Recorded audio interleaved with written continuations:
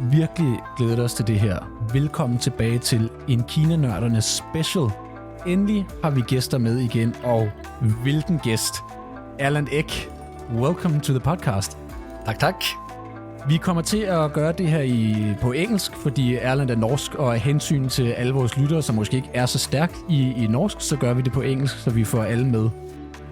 Mange af de faste lyttere vil huske, at vi havde Erlend med tidligere, faktisk tilbage i 2023, i en special omkring The Two Sessions, altså de 2 møder Lianghui. Så vi vil spare introduktionen til Erlend væk. Den kan man høre i det afsnit, hvis man ikke allerede har hørt det. Ellers kan man genhøre det. Og der var været også dårligt, det er det også i dag. Så altså, en er introen den samme.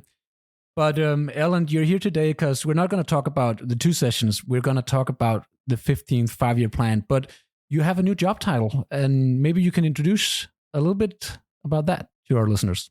Yeah, sure. So, I think last time I was here, I was working with China Policy, and I still work with China Policy. That is a company that has been around for 15 years or so, covering what China is doing. They are writing summaries of policies, opinions, news about China, and doing a great job. But since I was here last time, we've been rethinking a little bit about our business, and China Policy still do what China is doing, but we've added a new product where we are specializing on understanding why China is doing what they're doing. And we call this CP Global Insight. So I'm a partner in that. We're still setting it up. We're still getting feedback from clients and potential clients on how to do this. But I definitely think there's a need of understanding not only what China is doing, but moreover, why they're doing it. And recently, Erlend, there was this decarbonization brief that you released, which you guys have done. I have also given some input to the decarbonization brief, and you released a press release in collaboration with BDI, one of the major German business associations. Can you talk a little bit about that and the work and why it's important right now? Yeah, so CP Global Insight. It's me and Tom Hancock, a former journalist, great China watcher. We were challenged by this German industry association, BDI, and to think why China is doing certain things. So I think we've done 4 reports for them now every second month or so, and the latest that we launched last week in Beijing was on industrial decarbonization. We worked on that for many months, and Kasper and I actually had an event in Beijing. When was it? This summer?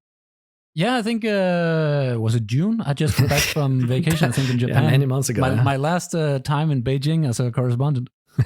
So we tested some material this summer, but we worked a lot on putting it together. It's actually a very complicated issue, but a very important one.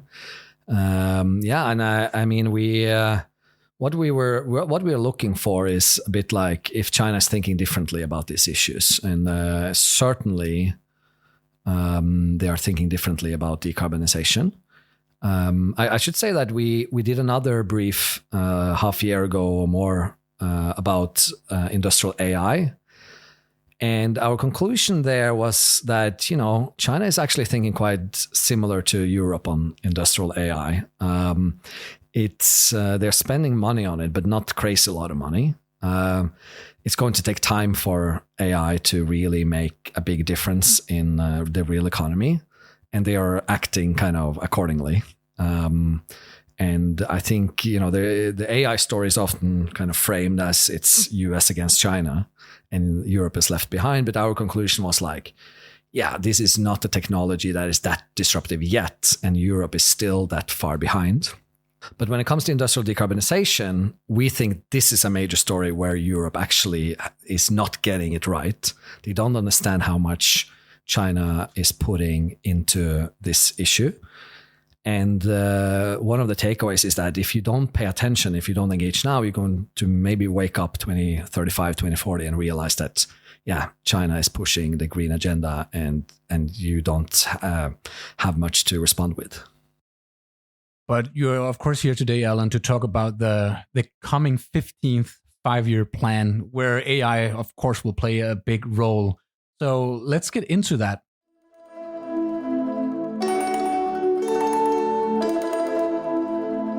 I'd like to start with, maybe you can give a little bit about the history of the five-year plan, because I think when people hear five-year plan, they think, okay, Leninist, communist, Marxism. What are the five-year plans, and how are China using them? How have they been using them? Right. So, yeah, maybe your question is about how should we understand what is the five-year plan or what is the five-year planning process? Because it's not simply one plan. It's not a blueprint. There are many plans. The central government in China is releasing something like 250. I think we covered with the 14th five-year plan. And it's, of course, important to stress that this is the 15th. So there's a kind of it's following up on the previous one. And the current five-year plan has already been years in the making. It is the National Development and Reform Commission that holds the pen on it. They started a process in the mid-2023 for this one. And when they released a evaluation report of the previous five-year plan. And after that, they started writing suggestions for the upcoming one. And in February, the party got involved. Xi Jinping set up a working group led by himself that has now culminated in proposal that was passed now last week at the fourth plenum. And it will now go back to the State Council to be further elaborated and will be released at the two sessions in March and approved by the National People's Congress and become official policy of China.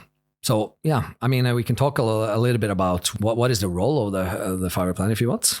Yeah, let's do that, because I think a lot of our listeners, I mean, they hear about them, and our listeners who are operating in China, who have businesses. I mean, we know we have some diplomats listening as well. And of course, I mean, everyone should follow the five-year plan because it sets the course for China. What is going to be different this five-year plan compared to earlier? Can you mention some other five-year plan that was equally important? I mean, they're all important, but some are more important than others. Where would you rank the 15th five-year plan compared to the other 14th? Yeah, that's a good. I mean, let me tell you how I understand this five-year plan. So, planning is, of course, at the heart of governance in China. It is the Communist Party needs to tell its people where it's coming from, where it's currently at, and where it's going. And it has these cycles where it's kind of telling that story. The five-year plan is probably the most important of them. But there are other that we could also highlight: the Party Congress, the different plenums every year at the annual two sessions. But I think it's important to understand the project of Xi and how he views the five-year plan.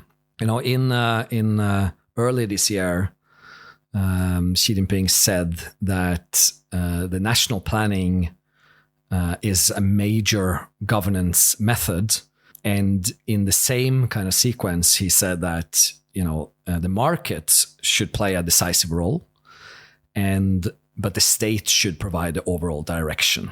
And this has been at the tension of the whole Xi era. It is a major policy that he announced in 2013 and is still at the heart of the current five-year plan.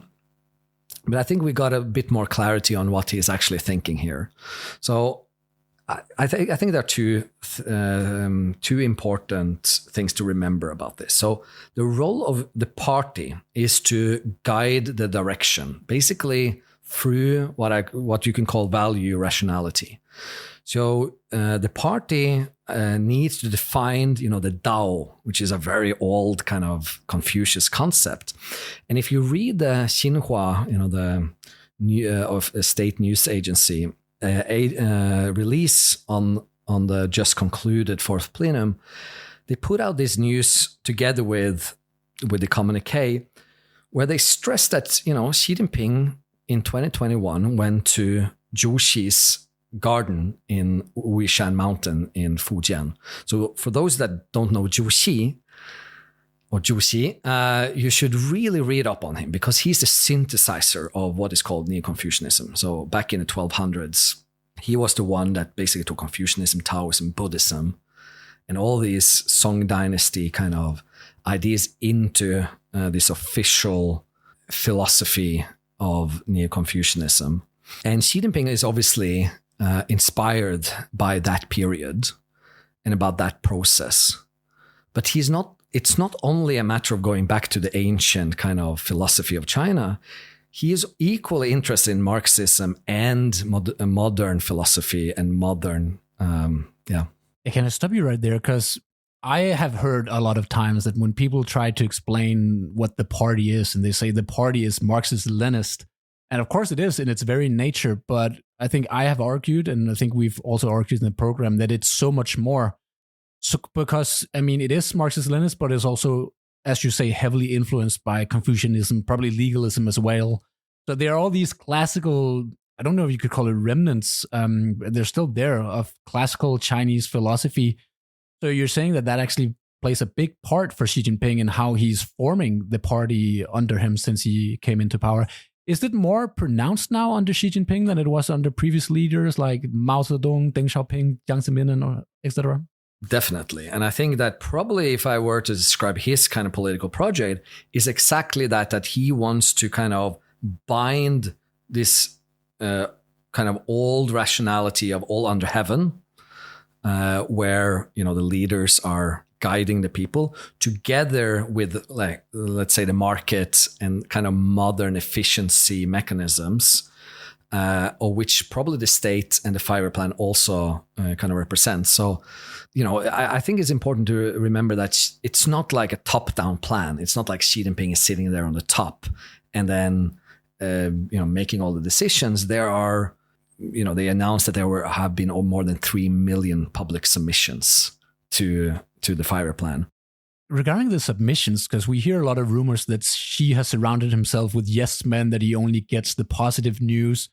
Does she or does he have an idea of all the problems that are facing China and all the negative things in China? Are people in the system pushing that up to him? Is he getting the correct information before the formulation of these plans? So, I mean, I guess this is one of the roles of the 5-year plan, is to self-correct or to correct the path. So it is a self-correcting mechanism. Whether everything gets up to him, I mean, that's obviously not the case, but a fair amount. And there is a system for, trying to get different concerns. They're consulting with all kinds of experts, local people, basically every global expert comes to China to give advice to this 5-year plan.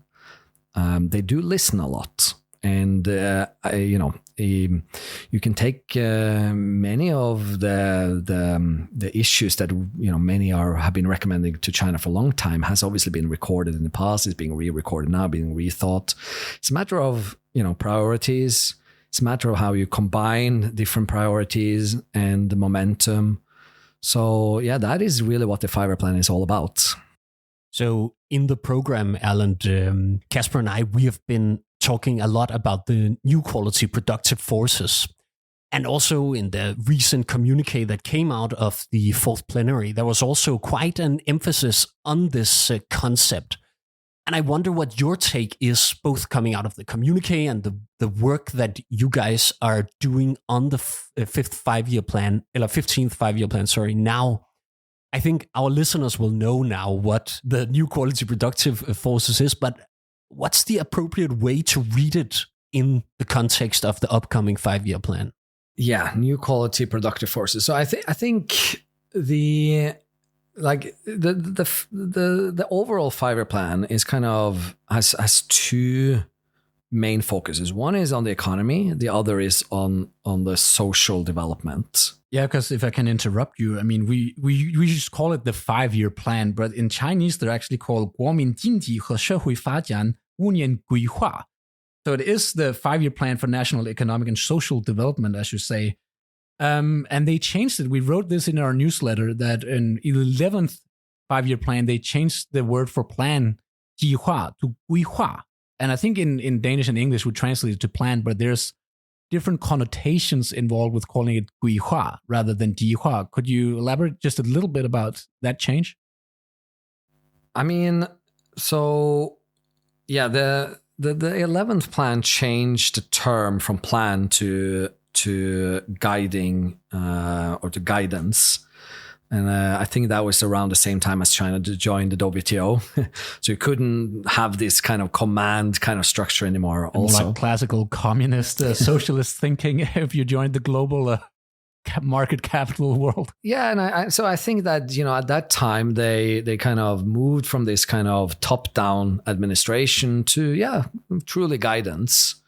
But I think that they still, understand that there needs to be a top leadership that guide the values of the system and sets kind of the parameters of where the country and society is going.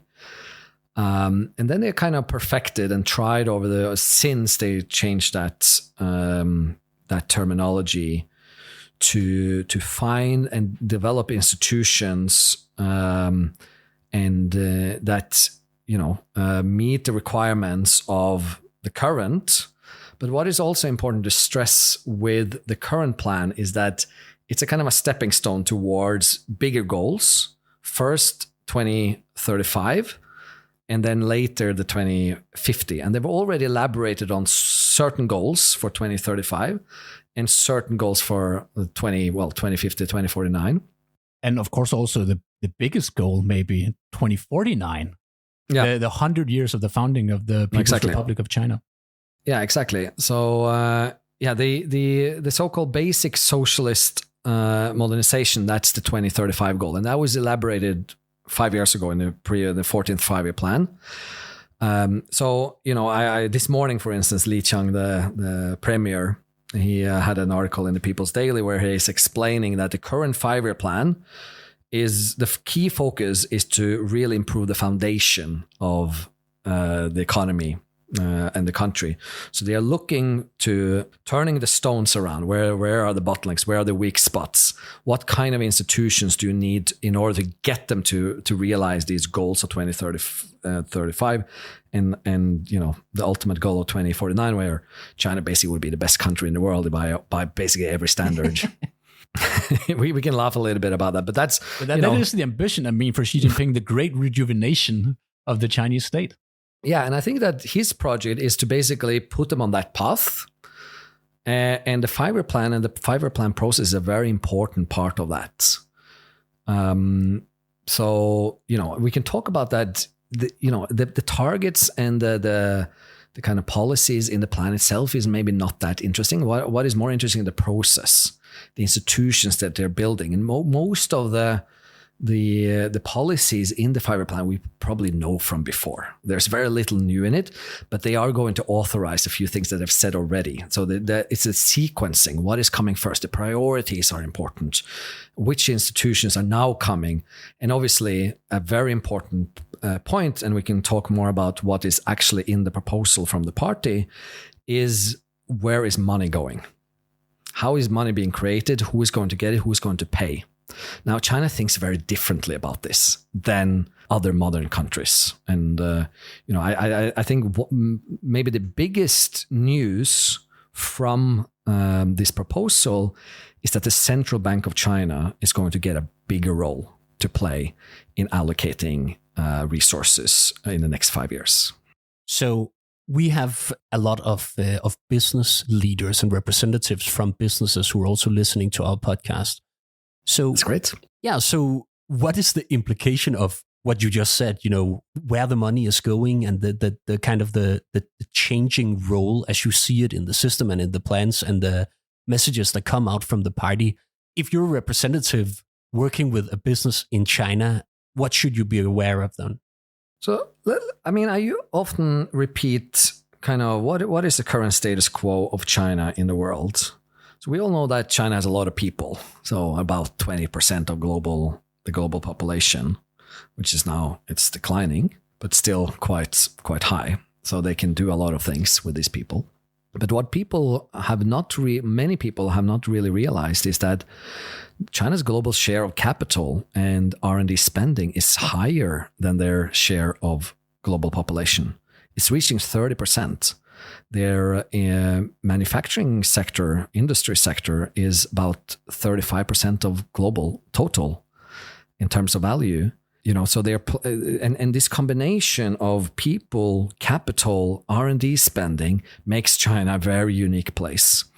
Now, what is also very important to note with China is that it's not a country that is kind of trying to make everything perfect and efficient as of now. Like we said, they're building the foundation. So it means that the profits are not necessarily there in the system. But because the central bank and the government is providing capital and guiding capital to go in directions and being invested in sectors on technologies that they want, including bottlenecks, emerging strategic sectors, there's going to be opportunities in China that you don't see anywhere else. And of course, paying attention to this and being aware that this is not only a matter of making money, it's actually a matter of inventing stuff. It's about developing. And at the moment, the dynamic in China is kind of second to none in basically every field you look into, but it will obviously have global implications. So the understanding is kind of the first thing that you need to start with. And you need to kind of prepare for changes in the world, and we see it on a daily basis. I mean, we're recording this on the same day that Xi and Trump met, and I mean it's I mean we to comment a bit on that, they agree that they will have basically 1 year of kind of truce and and the export controls on rare earth and.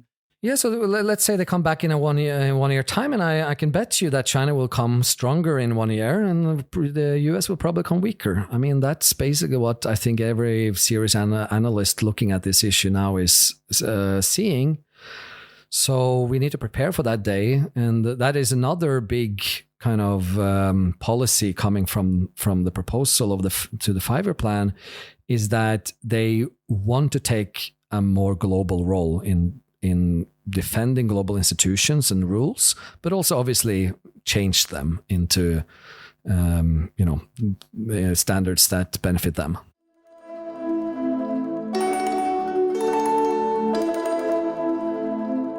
Okay, I think that's a great place to start. So maybe now we can go a little bit into deeper, like the next 5 years. We're looking into the crystal ball. What are, if you could say, like the 5 or 3 biggest things in the 5-year plan that people should look out for? Where is China headed the 5 next year in broad lines or strokes from your point of view? So I mentioned kind of some of the highlights already, but I think the on the economy side, they are dealing with what they internally call involution. So I mean, we often refer to it as overcapacity. This is mostly a structural issue. There are too much supply and too little demand, and they are looking to match supply with demand better. So that is kind of that was also the key focus of the 2 sessions this year. But it's going to take many years to solve that structural issue. And it has a lot to do with the previous success of the development model in China, where local governments competed with each other to attract investments to produce to domestic and global markets. And so what we are seeing is that they want to develop what they call the national unified market. And I think the plan, if you use that word, is that they will develop that over the next 10 years. So yeah, they're going to create new standards for this, new rules, new regulations, but most importantly, they're going to constrain the money flow. So, and especially constrain how local governments can allocate money. And I think if the kind of the traditional 5-year plans has very much been about projects. So local governments, they come up and suggest projects, and central government kind of allocate resources to them. But now I think there's going to be much more coordination, and not not necessarily from the central government. It's going to be from financiers, special funds, companies. They're going to be more in charge and they're going to be responsible. So China has moved away from kind of giving subsidies, and they're now providing, I say that there's a lot of capital in China, but they're not providing it simply as subsidies. They're providing it in terms of loans. So that means that you take the risk if you take this money. And that means that you need to have a business plan. It needs to be sustainable. So we're going to see a lot more focus on that. So the development of the market system is quite key. I mean, just to elaborate a little bit more on that, I think one key reform that has been going on for a few years already, but is now taking place in the big cities. 10 big cities are reforming what they call the factors of production. So this is kind of in Marxist kind of theory, this is quite important, especially in China, where you kind of look at things, the factors of production, so land, labor, capital, technology, data, and they've added a few more categories like data centers, I think. Now, these are sectors that the government usually have quite tight control on. So they control where the people are kind of moving. They control who has access to capital. They control land usage. But what they want to do is that they want to allocate this according to market principles. And they're building kind of market mechanisms to allocate these resources. And so, yeah, in the big cities, they're now currently developing different ways of doing that. And I think that is very important. And the government is kind of taking a step back to guide the process together with the party, regulate it, intervene when they have to, but kind of on a day-to-day basis, the market should be running and competing, and also be allowed to go bankrupt, and get rid of the waste.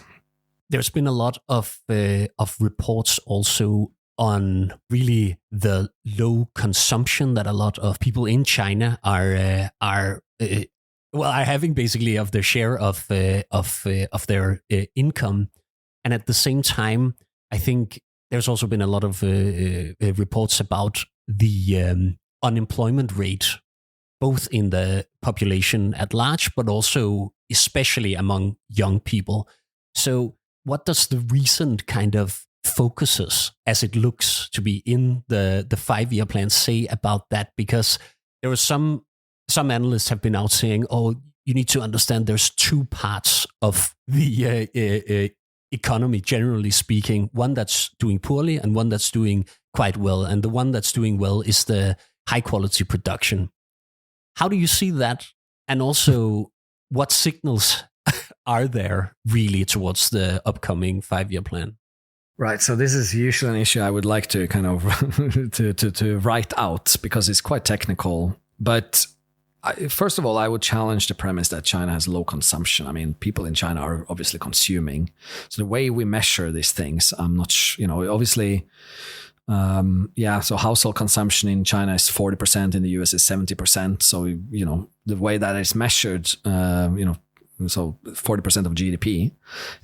But there are a lot of things that are not measured, right? Yeah. There's a lot of things that are not included in China, for instance. But also, usually it is also said that in China they save up much more, right, than in other countries. This has been like at least a classic trope for many years. Right, but I think my point is that you need to look at kind of the welfare system in China. So, in China you have, you have a rural population that has entitlements to land. And, this is their safety net. So they go to the cities, they work there, or they work on projects. But if they lose their job, or if there's no more work, they can always go back to the farm and they can farm, and, that's their safety net. So that means that, the system can take much more risk. People take much more risk than, people in urban areas. So there's kind of and China is still urbanizing and still developing this kind of urban welfare system. But I think that, the point is that, China is not going to settle on a system now. They're not going to say, well, now everyone is going to live happily ever after. The point is that they're using this strategically, this high saving rate, so that the banks can, make the investments into strategic sectors so that the country develops, so that they can create this better system in the future. So I guess that's kind of the thinking. And back to this issue you asked about, new quality productive forces. That's obviously a big bet now, is that you need to create, improve productivity so that you have enough production so that people can live better off. Right? So, I mean, it's I'm not sure if that is very well explained, but the point is that, China is thinking differently about this relationship between supply and demand. And, they're very focused on and aware that supply kind of comes before consumption. Basically, the thinking is that if you have high level supply, you will have high level demand. Now, you can, of course, have high level demand, but if you don't have high level supply, which basically means that you have good products at affordable prices for the demand and for the wider kind of the big population, then they're not interested. So they're building that system, a system of abundance in the future of kind of key products and services. There's going to be much more focus on services, obviously, over the next 5 years. There's an aging population that they need to deal with. There are big issues with youth unemployment, where they would need to find kind of jobs that is suited to a higher educated population or young population. China doesn't have a big kind of overall unemployment issue. There are a lot of jobs, as it is in many countries, but obviously there are many more graduates these days. And the issue is that they don't get jobs according to their degrees and training. So there needs to be better matching, and there will be a lot of focus on those things and this changing demographics. And these new quality productive forces is part of that solution. I mean, one anecdote from my recent trip to China is that if you take the train from Beijing to Shanghai, that we have done for years, you used to see these kind of squads of families in the fields picking stuff, but now you see a lot of tractors. So you basically replaced people with new productive factor or new production methods, and that improves productivity, because then these people that used to be called home to go harvest can now stay in their in the cities or do other things. At the same time, I will also say there are some reports about heightened automation in some areas that lead to some concerns over jobs, but that's in some areas, not an overall trend.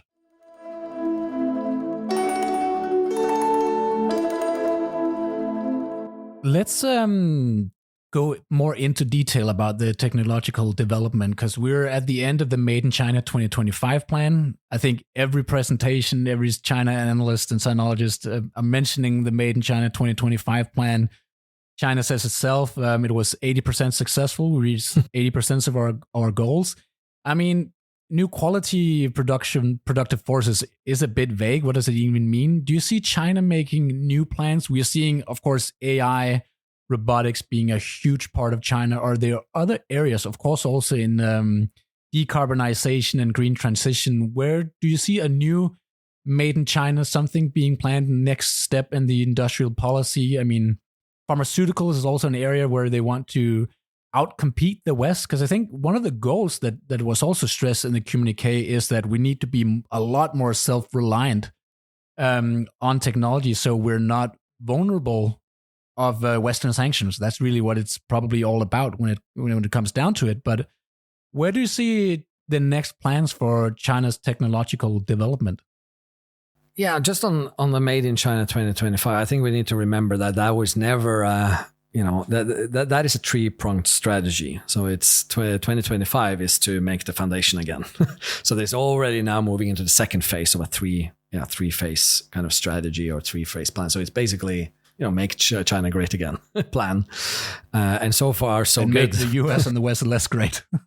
Yeah, I mean, I think that they're primarily thinking about themselves, although that the original plan kind of was the attached kind of thinking was global shares, but they were primarily, and they're primarily worried about dependencies on foreign imports, foreign technology.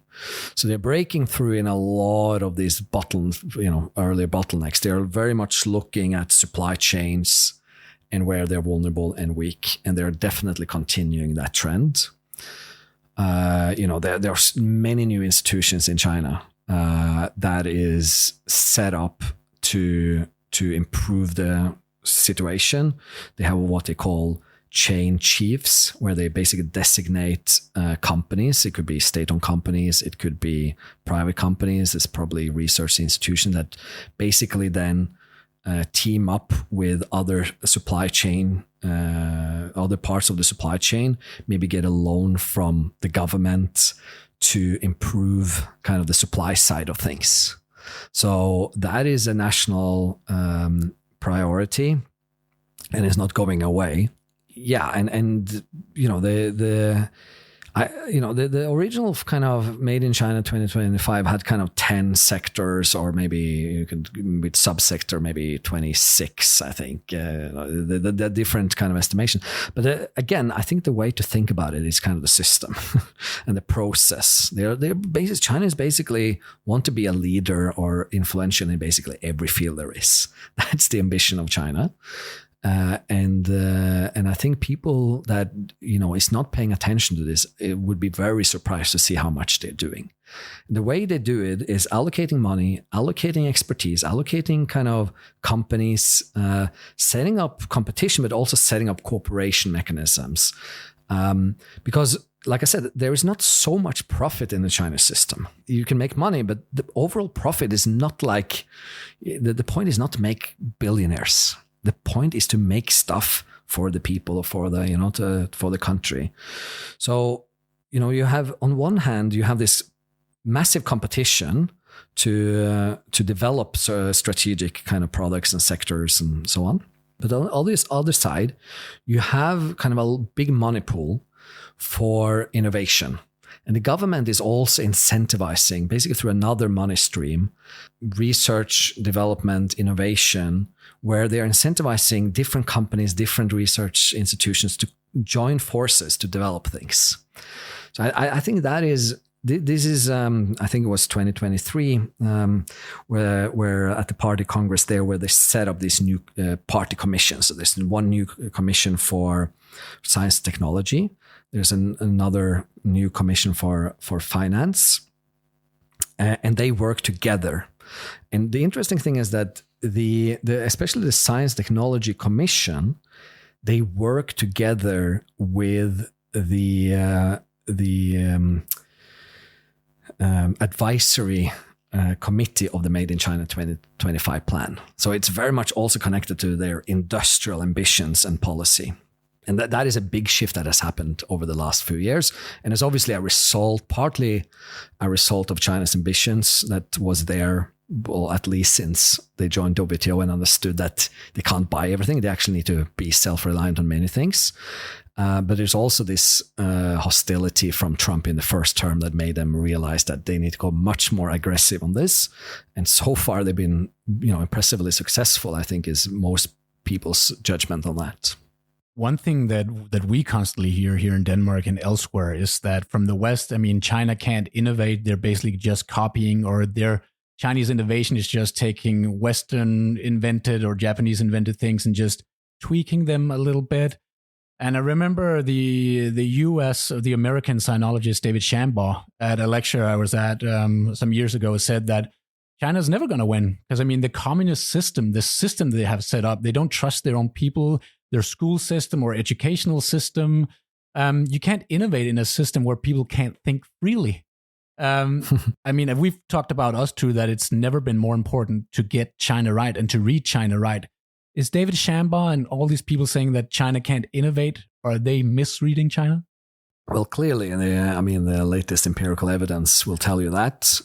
Of course, it's not that black and white, I think. I think one thing that China is quite good at is that they are listening to expertise. They are like evaluating different, approaches. And again, the 5-year plan is very central in that, the 5-year plan process.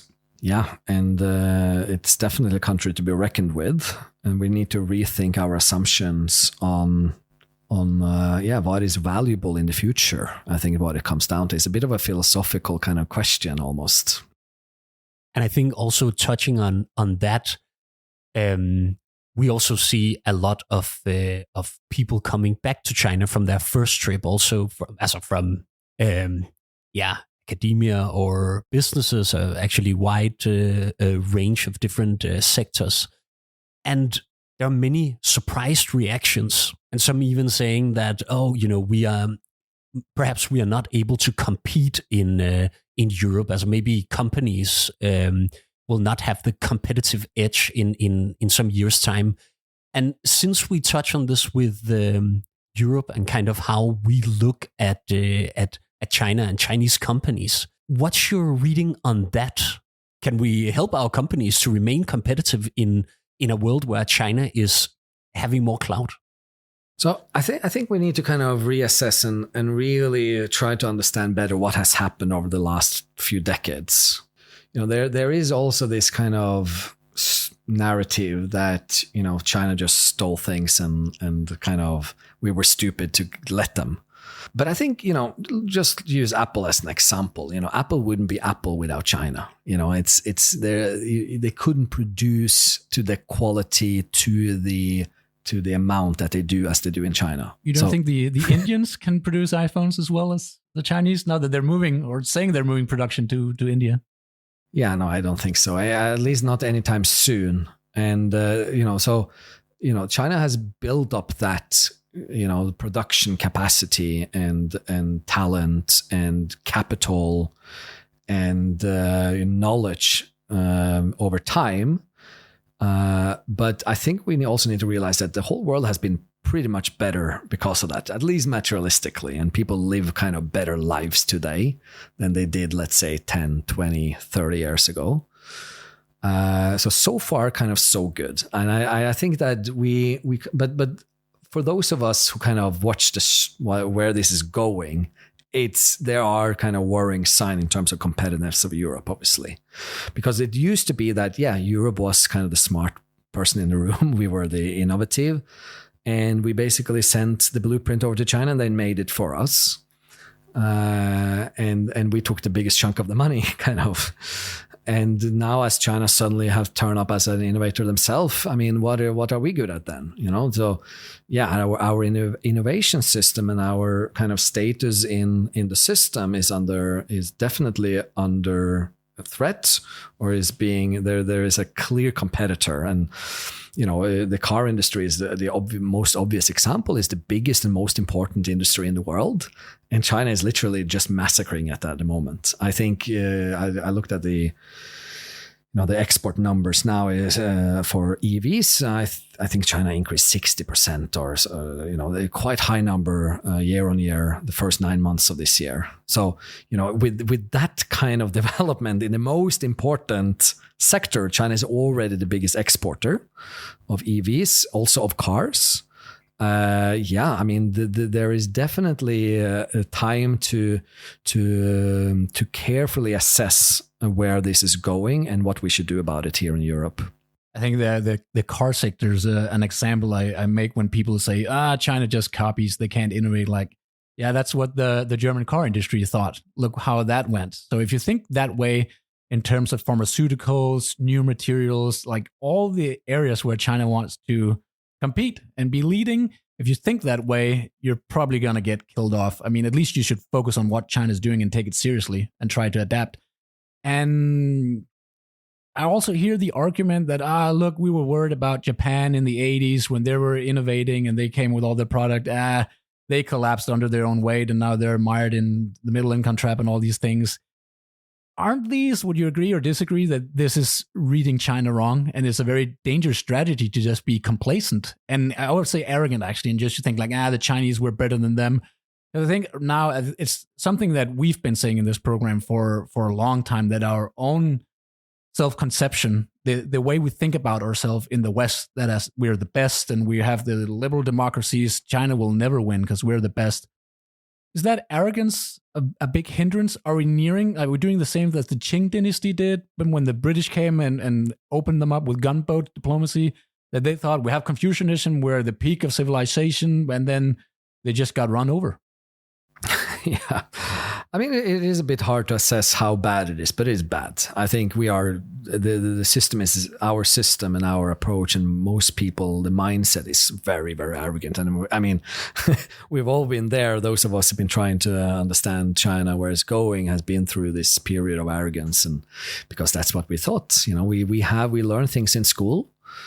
That is no longer the leading kind of theories or, way of thinking about the world. And that is very hard to admit, I think, for most people in Europe, because, you go to school, you learn how the world works, you go in and you be hired by, successful organizations, you do a career, and now you've been told that, what you're doing is actually, someone is doing it better than you.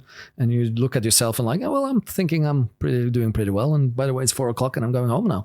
So, I think that definitely that kind of attitude in Europe, and it's going to be very, very hard to change. But first we need to realize the situation. And then we definitely need to rethink our institutions, our approach, our theories, our philosophy. I think it's been stuck. We have just to go. I mean, this is, of course, those of us who work on this think a lot about what to do with the situation. But there's definitely a lack of intellectual kind of imagination and breaking through kind of the boundaries of what is allowed to be said and thought. And there is a certain kind of mentality in Europe where you need to put every argument into a certain box. And I think one of the things that, if I could come back to the Fiverr plan, is that they are kind of reevaluating these boxes all the time. They're trying to find inspiration of how to kind of, at least, if not putting it outside the box, at least expand the boxes and kind of merge things and, do things better. Our system is very much based on the election cycles. That is very emotional, it's that you need to speak to people's emotions. It doesn't matter if you're really right. It matters if people kind of like you. And, the Chinese political system doesn't necessarily, take that into account. They're more like, making policies that is going to make them successful. And it doesn't matter if it's not that popular in the, near term. And they need to, they take tough decisions, whereas it doesn't seem like we have this guidance or kind of we have a lack of leadership. Everyone is looking at each other. We have a certain recipe for what to be, talking points that we keep repeating, such as, level playing field or demand-led kind of development, or market-led development. These kind of concepts, which are, yeah, it's not certainly not what China is doing, and I think it is kind of a mirror, and we can debate whether China is doing it better than us. We can debate and discuss whether we can learn or copy from China, but at the moment that kind of discussion is really dead in the public debate, isn't it?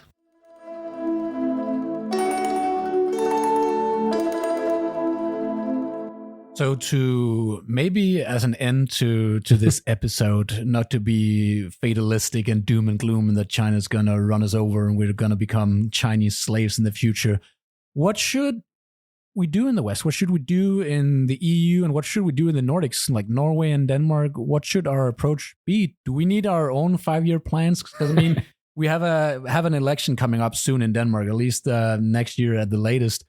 And you know that politicians, at least in Denmark and Norway, in our system, are thinking 4 years, that's the max term you have, and then maybe you get reelected or not. So you don't really see like 2060 plans or 2035 plans, a little bit maybe with carbonization, but we have the Draghi report in the EU that's been a year old now and nothing has really happened. What can we do and what should we do? I mean, I think it's a political crisis, isn't it? I mean, I think that, the ones that should lead us and should make the hard decisions are politicians that are elected.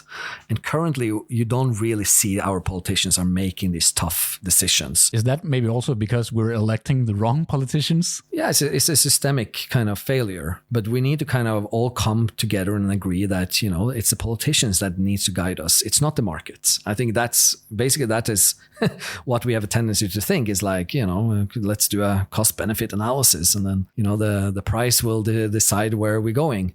That's not going to lead us to a better place, I'm pretty sure. So we need to figure out how we can get back to empowering our politicians, obviously elect better leaders and politicians, make sure that they are capable of, have enough and good information. It's quite telling. I think it was early this year where Jack Ma resurfaced in China, what used to be the wealthiest person in the world, I think, or at least in China. And he had an outburst and basically trying to say to Xi Jinping and the party that, get out of my way. I can make the world a better place. And Xi Jinping basically has been lecturing him for the last few years, and definitely earlier when he did it in public, where he basically said, yeah, you working under my guidance, you have money, but you wouldn't have that if I wouldn't allow you to have it, basically. Now, this division in China between politics and capital is quite interesting. I mean, corruption is obviously a case, an issue in every political system, but at least the ideal in that Xi Jinping is now kind of, and the party is kind of making, and with that case of Jack Ma, is that the politicians make the priorities and the direction, and you optimize it and you innovate, and that's the division of labor. Whereas I think the division of labor in Europe is not clear at all. Or if there was a division of labor, is that money can buy power, and I think that is not a good thing under the current situation. So perhaps it's fair to say that we should think China more as a peer competitor, and also that in Europe we need to not copy, but find our own way, right? Find our own solution to some of these problems. Yeah, and I think we just need to highlight kind of that, China doesn't necessarily even no longer see Europe as a peer. They're like even communicating that Europe is kind of a museum who will come and visit it, and for our amusement and how it used to be, kind of the glory of the past. And it's quite nice. There's going to be a lot of Chinese tourists in the future. I think 50 million tourists last year, and it's going to be 300 million in 2030, I think. So I will say there are a lot of Chinese who really admire kind of the welfare state system and these social goods, right? Definitely, but the question is it for everyone, right? It's a matter of kind of distribution, and there are going to be, the closer China gets to kind of 2049, they're going to face these kind of social justice issues more and more. But they're basically now saying it's not, and they definitely think about it and they create systems, but they're still building kind of their institutions and the capacity to kind of deliver it, and includes kind of delivering products and services at kind of affordable costs.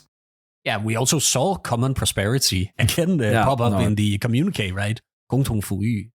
Yeah, definitely. So that is a clear goal, but you're not going to deliver that for everyone tomorrow, and they're realistic about that. And so what do you do? Well, you improve it over time. You build the foundation. So it's very rational what you're doing in China, and it has a huge impact on us. That it's very clear that we don't really realize or respect yet. And I think we're all, the three of us in the room, are ready to continue this conversation with everyone who is interested. For sure. I mean, as we all agree, we need to get China right and to read China. And the absence of studying China and a focus on China is what's going to be a huge problem for us if we don't wake up and realize that China is both a competitor and a strategic rival in many areas, and also the areas where we can collaborate. And because we need to learn from China as well, where we can. And China is probably, we hear that from politicians as well, that we should, when the Chinese company increasingly now are starting going global, if they want to do business in Europe, you need to joint ventures with European companies. You need to do knowledge transfer as well, the same we did in China. But the Chinese are probably a little more smarter or less greedy. Again, maybe that's because they're steered politically by the center and Xi Jinping rather than capitalism. I mean, I think we can all agree that we very much appreciate and cherish our Western liberal democracies that we operate in. How do we maintain our self-identity and our democracies? How do we strengthen them and still be able to compete with China? Because, I mean, we're going to elect the wrong leaders because, I mean, populism is a thing. And, I mean, we're not going to get a dictator. And I think a lot of Danes would argue that our current prime minister is not fit for the job. I mean, you'd all say that's the bad thing about democracy. You'll all have maybe not a majority, but you'll all have some big side who's disappointed with the current leadership and a big opposition. You have that in the US and you have that in Denmark and in Europe. I mean, it's a very, very tough question and maybe more a philosophical debate. How do we maintain our values and still compete with China? Yeah, it is a philosophical debate, it's a matter of, it's a debate and discussion about values and what do we want. And I think, you mentioned this, that we live in these liberal societies, and I think that is probably what we need to revisit. What does that really mean? Freedom, democracy, okay, but what does it really mean in practice? Like can you explain more about it? Right? Does it mean that I can, do what I want? Does it mean, so I think, this is where we stop. I mean, if the answer is that, we're trying to protect a kind of a, liberal values that was articulated kind of 100 years ago, where you have this kind of very much focus on individual kind of freedom, and that the homo economicus, where, people are rational beings. Like, let me tell you, the Chinese don't believe that people are rational. It's like, it's the most fundamental kind of lesson from Confucius is that control your ego. Right? So they're very skeptical to one of our most fundamental kind of notions, that people can make good decisions and together we can make really good decisions. They're like, yeah, no, I don't think that is true. And so that's philosophy maybe, but it's also kind of true. It's like, so this system that, where you always have this ideal balance of supply and demand, and, in practice it doesn't work, does it? But our system is kind of built around this assumption that, that you can create kind of an economic system where everything is in balance, and increasingly so, right? So, so I think the more we can articulate on what kind of society do we want to have, and then you make policies according to that, and then, we need to make, then you find a role of, the market, you find a role of rule of law, and our legal system to kind of set the boundaries. But, what is quite interesting about this is that these are exactly the same questions that they have in China, is how do we manage kind of the state and the market, and kind of how do we set the rules, but also create kind of freedom and creativity and so on. So, I mean, there's a lot of thinking in China that we can listen into. They have certainly listened to us, I could tell you that. They usually, when we go to China, we usually can, get a better sense of ourselves from their point of view. And it doesn't mean that we need to agree, but I can tell you, at least we can do that job, because they've done the job for us in many ways. So that is one good advice, I think. Go more to China and listen.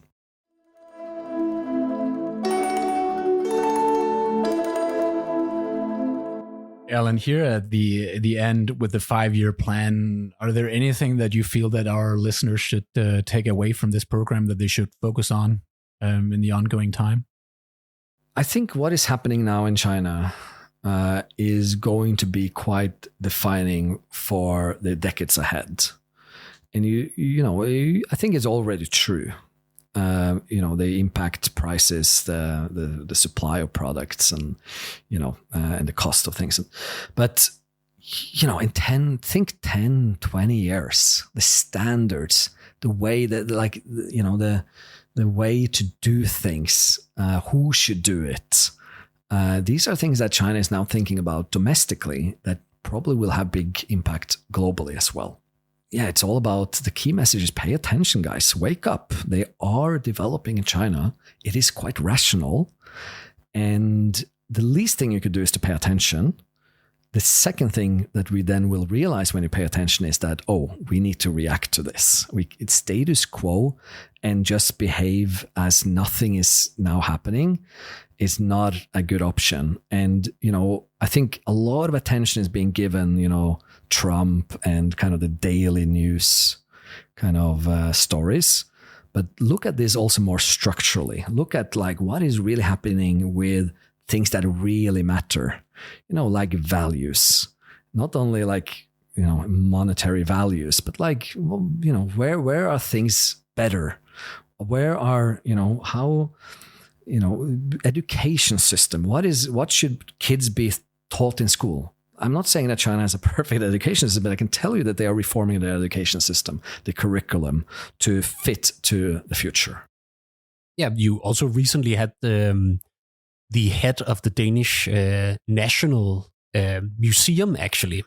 He was out saying that we kind of forgot that societies are built around these common stories, right? And I think we have all talked about this, that after Xi Jinping came to power, one of the first things he did was to make this historical resolution, right? To kind of get to build on this story that is told in society. And Erlend, I wanted to ask you here in the end, if our listeners, for those of our listeners who really think this topic, perhaps regarding the 5-year plan or around the broader philosophical kind of societal considerations that we've discussed here today, could you recommend like a book, a text, maybe a documentary or something that you would say, this one that perhaps that you've read throughout your at some point through your career or recently that you would pass on to our listeners? Oh yeah, I mean, of course, recommendations. I mean, I hadn't prepared anything, but I'll recommend a documentary that I know is on YouTube. It's called Empires of Silver, and it's about how Europe for the first time really connected trade with China when the Spanish kind of discovered silver in Peru and then sold it to China. Where you had by maritime trade, and how that still kind of, this story is not really being told, anywhere, I would say, but it's very important story to understand where the world is now going. So yeah, it's one of my favorite kind of documentaries. I watched it many times. It's actually 3 episodes. I think only the first is on YouTube, but it's a real gem. And I mean, there's so many recommendations according, but history, going back a little bit to study a little bit of history, where do we come from, and understand that we have had relations, and many of these issues that we're now dealing with, we dealt with actually hundreds of years ago as well. So, Yeah, the Empires of Silver recommendation from you. Erlend, thank you so much for being our first guest in our specials that are back again. CP Global Insights. Follow that if you want more global insights and especially China knowledge. Erlend, thank you for coming all the way from Oslo to Copenhagen. It's been a great pleasure to having you here. Og til lytterne, hvis I vil støtte den her podcast, så del gerne det her afsnit med andre, I kender. Og giv os gerne en 5-stjernet rating, der hvor I lytter os, eller en positiv anmeldelse. Det sætter vi rigtig, rigtig meget pris på. Og både Mads og jeg er snart tilbage, både med flere gæster, men også de sædvanlige KinaNørderne. Tusind tak, fordi I lyttede med.